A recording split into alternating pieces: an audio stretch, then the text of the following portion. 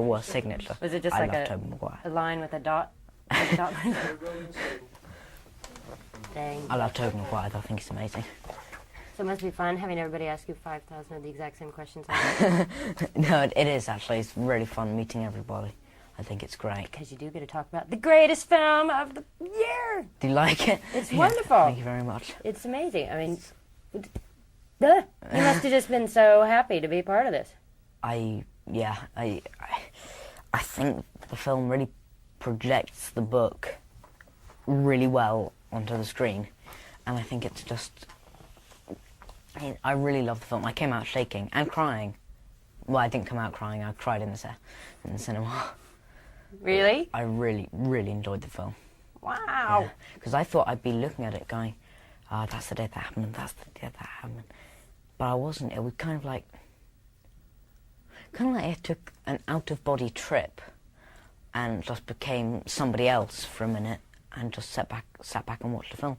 And I was really helped to do that by, obviously, the direction and all the cast. Because they were so good, it made me kind of really get into it. It was incredible. Yeah. And were you a Harry Potter fan before? I'd read the first two when I was 8 or 9, something like that, 8 or 9-ish. But I didn't like reading any books, full stop, at that time, because I found it hard to just sit down and read a book. And really concentrate on it. And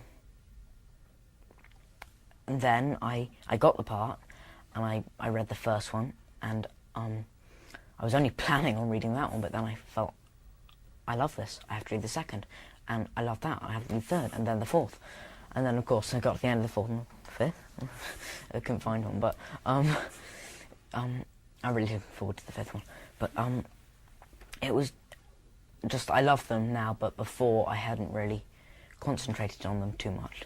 So Well, I doesn't wasn't matter now. fanatic. No, I know them pretty well now. Yes. Yeah. What about the pressure of things? I mean, the whole planet is looking forward to seeing this movie, and things like everybody knows, like when your voice is changing and stuff like that. Is it weird to be under the microscope like that? Not really, because I don't read any of the articles, because it's going to be very noisy, and it's going to be so many rumours flying around and stuff, and it's just I think the best way to avoid that is to just not read the articles, or lock yourself up in a cabinet somewhere. But I'm not going to do that. Yeah, I'm glad. No. That would be distressing. Yeah. Have you found that like everybody on the planet wants to be your friend now? I'm not boasting, but I was kind of popular before in my class. But I kind of noticed some people talk to me more, but it's very rare when that happens, and I think people are just treating me mostly exactly the same. So. Except for every girl in the world who want to date you. Cool. Except no, they don't. Oh. I don't think. And finally, just tell me about your favorite day on the set. What was the day when you just thought life couldn't get better? Probably the scene I most enjoyed doing was Del's Snare, because it was very different from the normal format of shooting, because we were quite kind of, me, Rupert and Em were kind of isolated in the set, and because they were shooting from all around us, and so that was a cool day. But the day I thought my life couldn't get any better was probably the first day of shooting. I thought it was just an amazing feeling to step onto the set. I was nervous. I was almost being sick. I was so nervous, but I really enjoyed it.